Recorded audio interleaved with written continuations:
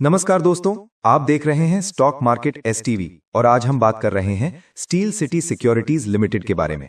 Company का business model broking और financial services से जुड़ा हुआ है। वर्तमान समय में स्टॉक लगभग 82-83 रुपए के आसपास ट्रेड कर रहा है। 52 वीक हाई लगभग 116 रुपए 90 पैसे और 52 वीक लो लगभग 81 रुपए 18 पैसे के आसपास है, यानी स्टॉक अपने लोअर जोन के पास ट्रेड कर रहा है। मार्केट कैप लगभग 127 करोड़ रुपए के आसपास है, जो इसे स्मॉल कैप कैटेगरी में रखता है। पीई रेशियो लगभग 9 के आसपास है, जो इंडस्ट्री एवरेज की तुलना में लो वैल्यूएशन को दर्शाता है। बुक वैल्यू लगभग 88.5 रुपए के आसपास है और स्टॉक उसी के आसपास ट्रेड कर रहा है, जिससे डाउनसाइड रिस्क कुछ हद तक सीमित दिखाई देता है। प्राइस टू बुक वैल्यू लगभग 1 से 1.3 के बीच है।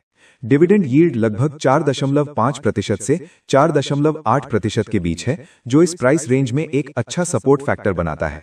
रिटर्न रेशियो की बात करें तो आरओई लगभग 18.2% के बीच है और आरओसीई 13.8% है, जो एक स्मॉल कैप ब्रोकिंग कंपनी के लिए संतोषजनक माना जा सकता है। डेट टू इक्विटी रेशियो लगभग 0.04 के आसपास है, यानी कंपनी पर कर्ज का बोझ बहुत कम है। बैलेंस शीट में लोन नगण्य है और कंपनी की नेट वर्थ स्थिर रूप से बढ़ रही है। पिछले कुछ वर्षों में रेवेन्यू ग्रोथ स्थिर रही है। हाल के सालों में रेवेन्यू लगभग 59 करोड़ रुपए से बढ़कर 70 करोड़ रुपए के आसपास पहुंचा है। नेट प्रॉफिट लगभग 11 करोड़ रुपए से बढ़कर 16 करोड़ रुपए के आसपास दर्ज किया गया है। मार्जिन स्थिर हैं और कंपनी लगातार प्रॉफिट में है।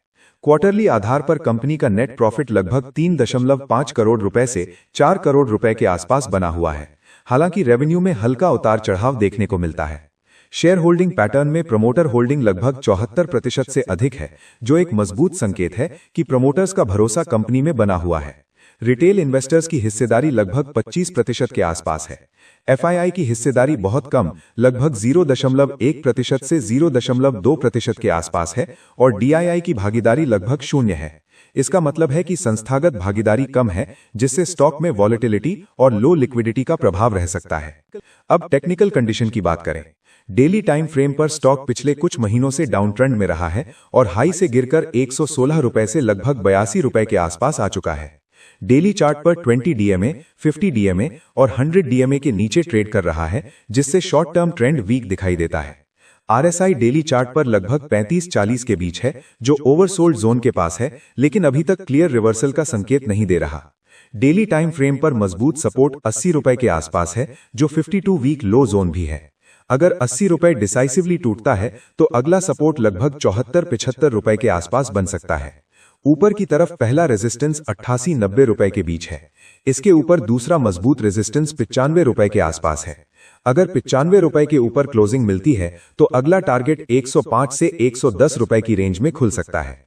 वीकली टाइम फ्रेम पर स्टॉक अभी भी लॉन्ग टर्म बेस जोन में है। 80-85 रुपए का जोन लॉन्ग टर्म सपोर्ट की तरह काम कर रहा है। वीकली आरएसआई लगभग 45 के आसपास है, जो न्यूट्रल जोन में है। वीकली चार्ट पर जब तक 80 रुपए के नीचे सस्टेन नहीं करता, तब तक लॉन्ग टर्म स्ट्रक्चर पूरी तरह नेगेटिव नहीं माना जाएगा। फिबोनाची रिट्रेसमेंट के आधार पर 116 रुपए से 80 रुपए की गिरावट को मापें तो 23.6% रिट्रेसमेंट लगभग 89-90 रुपए के आसपास आता है। 38.2% लेवल लगभग 95 रुपए के आसपास आता है और 50% लेवल लगभग 98 से 100 रुपए के आसपास आता है। इसका मतलब है कि 90, 95 और 100 ये तीनों जोन मजबूत रेजिस्टेंस की तरह काम करेंगे। जो निवेशक एंट्री की सोच रहे हैं, उनके लिए 80-83 रुपए का जोन लॉन्ग टर्म के लिए एक वैल्यू जोन हो सकता है, लेकिन स्टॉप लॉस 74-75 रुपए के नीचे रखना सुरक्षित रहेगा। शॉर्ट टर्म ट्रेडर केवल 90 रुपए के ऊपर वॉल्यूम ब्रेकआउट पर एंट्री लें और 95 तथा 100 रुपए के आसपास प्रॉफिट बुकिंग की योजना रखें। जो निवेशक पहले से होल्ड कर रहे हैं, वे 80 रुपए के नीचे सख्त स्टॉप लॉस रखें। अगर 90 रुपए के ऊपर ब्रेकआउट मिलता है तो होल्ड कर सकते हैं और 95 से 100 रुपए के बीच आंशिक प्रॉफिट बुकिंग कर सकते हैं।